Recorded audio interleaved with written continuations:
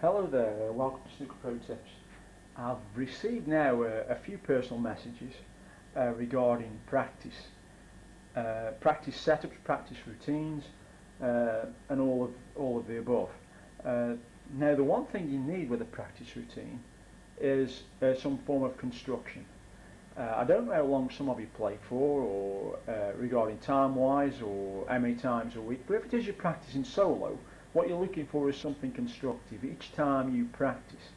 Now, already on YouTube, what I've actually done is put up a series of clips and practices, and these actually are part of practice routines.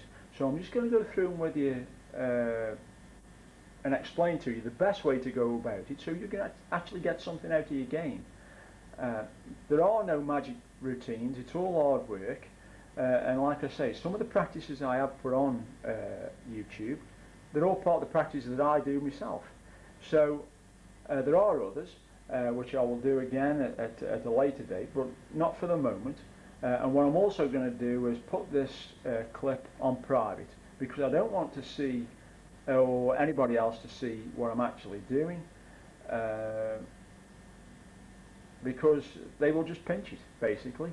So what we're going to say is now, you're of a certain standard, the standard of person that I've actually been taught to on YouTube, you're mainly just good club players, so you're looking for some practice routines. So the first one we've got here is this one, which I've already put on there on YouTube, involving the 4 reds. Now, depending on how good you are, if it is your icebreakers around, say, 30, then put 6 reds on. If it is your icebreakers around 20, then stick to the 4 reds. And what we've got there is just a nice simple little practice routine around the pink and black area. Now, the key to it is to be constructive, is to see how many reds you actually take off. If it is you pot 2 reds, that's the best you've ever done. If it is you pot 3 reds, again, that's the best you've ever done. So don't cheat yourself, and that's a form of practice, a practice routine. Now, for that practice routine there, you'd say give yourself 20 minutes. So you have 20 minutes of that practice routine.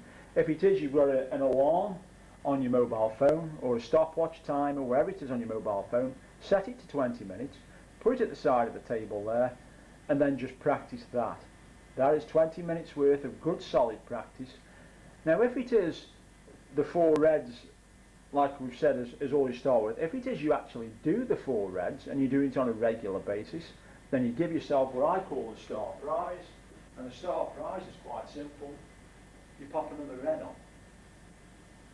And this is the hard work of actual practice routines. Now, what you can also do to change this practice routine is maybe put a red there. And also now, so this moves. So we put one there, and we put one there. So this practice changes all the time. And the other thing with this practice also is start with a different red. Most people will start with the same red over and over and over and over again, where really what they should be doing is maybe start with this one, start with this one, start with this one, and start with this one, so it alternates.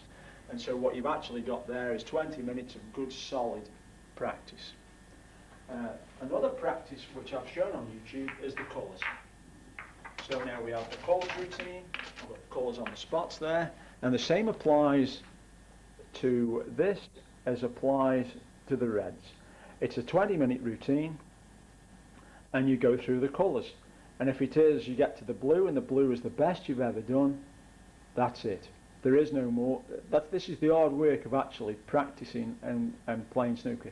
The difficult part is to make it not boring. So what you're actually getting with each practice is a target. And the target is to beat your best each time. And again, it's a 20-minute routine. So you can see now what we're actually building up as a practice routine. And believe me, all the pros you see on the television go through the same practice routines, rituals, day in, day out, every day. There will be occasions where they will play other players, but they'll also spend a certain amount of time each week practicing solo and owning the skills to what you see on the television. And it will involve these routines, line-up, colours on the spots. They will have other practices there as well. Another practice which I have posted on YouTube is the routine with the pink or centre pocket potting, where we have the white ball here. Again, it's another routine you put on, and if you take a look on YouTube, it is on there, and then we've got something like this. Centre pocket potting, so we start with straight, 3/4, half, quarter, just to practice that, and that there is however long it takes to go along the line. Have 5 goes at each, don't rush it. Again, it's a practice routine, might take 10 minutes, might take quarter of an hour, wherever it is, but again, that's another practice routine for you, just to get you used to potting balls in the centre pockets, and also that is from both sides of the table, and so then you can actually see how good you're actually getting. So again, it's a practice routine. If we say that's 15 to 20 minutes, or even half an hour because you're doing both sides, you can see now you're building up a practice routine. So if you imagine now we've got the 4 reds on, you've had 20 minutes of that, we've got the colours on, you've had 20 minutes of that, that's 40 minutes, and if we say this one takes 20 minutes, you've now practiced for 1 hour solid, and you've been constructive in what you're doing.